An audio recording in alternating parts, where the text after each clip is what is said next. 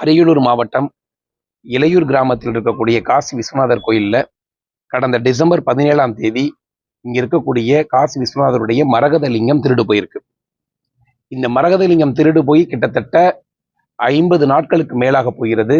இந்த தமிழ்நாட்டில் இருக்கக்கூடிய அரசு எந்த விதமான முயற்சியையும் செய்யலை. கம்ப்ளைண்ட் பண்ணி இந்த மரகத லிங்கம் இங்கே இருக்கு அப்படிங்கிறதுக்கு ஆதாரமாக, ஏன்னா நிறைய பேர் சொல்லுவாங்க ஏதோ லிங்கம் தொலைஞ்சு போச்சு, அது மரகத லிங்கம் இல்லை, இவங்களா பிஜேபி காரங்க சும்மா சொல்லுவாங்கன்னு சொல்லுவாங்க.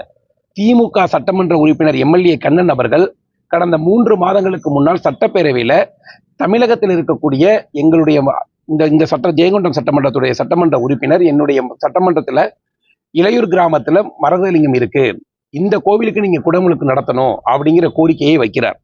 இந்த கோரிக்கையை வைக்கும்போது சேகர்பாபு அவர்கள் இளையூர் கிராமத்துல மட்டும் கிடையாது, இது மாதிரி 7 இடங்கள்ல இருக்குங்கிற பதிலையும் சேகர்பாபு சொல்றாரு.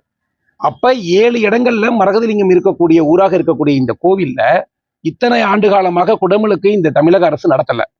2வது விஷயம், இங்க கரண்ட் கனெக்ஷனே கிடையாது. இவ்வளவு பெரிய ஒரு சொத்து இருக்கக்கூடிய ஒரு கோவில்ல கரண்ட் கனெக்ஷன் இல்லாம அந்த கரண்ட்டுக்கு யாரோ ஒரு தனி நபர் மாசம் மாசம் பில் கட்டுறாரு. ஆனா தமிழ்நாடு இந்து அறநிலைத்துறையுடைய 2200 கோடி ரூபாயுடைய பணத்தை தமிழ்நாடு மின்சார பகிர்மான கழகத்திற்கு திருட்டுத்தனமாக இந்த திமுக அரசு பணத்தை கொண்டு போய் இன்வெஸ்ட் பண்ணியிருக்காங்க. அதாவது ஒரு அத்தாரிட்டி பேங்க்ல மட்டும்தான் இன்வெஸ்ட் பண்ணணும். இவர்கள் தமிழ்நாடு மின்சார பகிர்வு கழகத்தை நஷ்டத்துல இயக்கிக்கிட்டு கோயில்ல உண்டியல்ல போடுற காசையும் இந்த கோயில் சொத்துக்கள்ல வரக்கூடிய வருமானத்தையும் கொண்டு போய் நீ 2200 கோடி ரூபாய் இன்வெஸ்ட் பண்ணிட்டு இவ்வளவு பெரிய மரகதலிங்கம் இருக்கக்கூடிய கோவில்ல கரண்ட் கொடுக்கலன்னா தமிழ்நாடு மக்கள் புரிந்து கொள்ளுங்கள். என்னை பொறுத்தவரை இது திட்டமிட்ட இந்து அறநிலையத்துடைய திருட்டாக பாரதிய ஜனதா கட்சி பார்க்கிறது. ஏன்னா கிட்டத்தட்ட இந்த 60 நாள்ல இங்க இருக்கக்கூடிய ஈஓ இதுக்கு பொறுப்பாளராக இருக்கணும். எங்கேயோ ஒரு குடமுழுக்கு நடத்தினா என்ன சொல்றீங்க சேகர்பாபு? அல்லோலிய பாபு என்ன சொல்றாரு? குடமுழுக்கு நடத்தினா அதுக்கு காரணம் திராவிட மாடல் ஆட்சியில நாங்க தான் குடமுழுக்கு நடத்துறோம் அப்படின்னு சொல்லிட்டு காவி வேட்டி கட்டிட்டு திருச்செந்தூர்ல குடமுழுக்கு நடத்தும் போது முன்னாடி நின்னீங்கல்ல. கோயில்ல கும்பாபிஷேகம் நடத்தினா பொறுப்பேற்றுக் கொள்ளக்கூடிய திமுக அரசு மரகதலிங்கம் தொலைந்து போனதற்கும் பொறுப்பேற்க வேண்டும் என்று பாரதிய ஜனதா கட்சி சொல்கிறது. கண்டிப்பா அவங்க பொறுப்பேற்கணும். அதற்கு பின்னாடி காவல்துறை பாதுகாப்பு இங்க கிடையாது.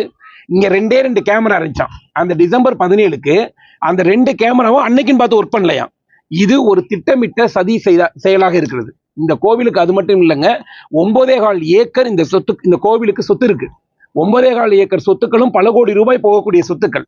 அதையெல்லாம் வெறும் 100 ரூபாய் 200 ரூபாய்க்கு இந்து அறநிலையத்துறை மாசம் மாசம் யாரோ திமுக சார்ந்தவங்களுக்கு கொடுத்துட்டு இவ்வளவு பெரிய கோயிலுக்கு விளக்கு போடுவதற்கு ஒரு ஆள் கிடையாது, இந்த கோவிலுக்குன்னு ஒரு ஸ்பெஷல் பூசாரி கிடையாது, இந்த கோவிலுக்குன்னு ஒரு குடமுழுக்கு பூஜை நடத்தல, ஒரு சுண்ணாம்பு கூட அடிக்கல. நீ சொல்றீங்களா? சேகர்பாபு சொல்றாருல 7 இடத்துல இந்த இடத்துல மரகதலிங்கம் இருக்குன்னு. நான் இதுல என்ன மாதிரியான சதியாக பார்க்கிறேன்னா, திராவிட முன்னேற்ற கழகத்துடைய எம்எல்ஏ கண்ணன் போன்றவர்கள் எல்லாம்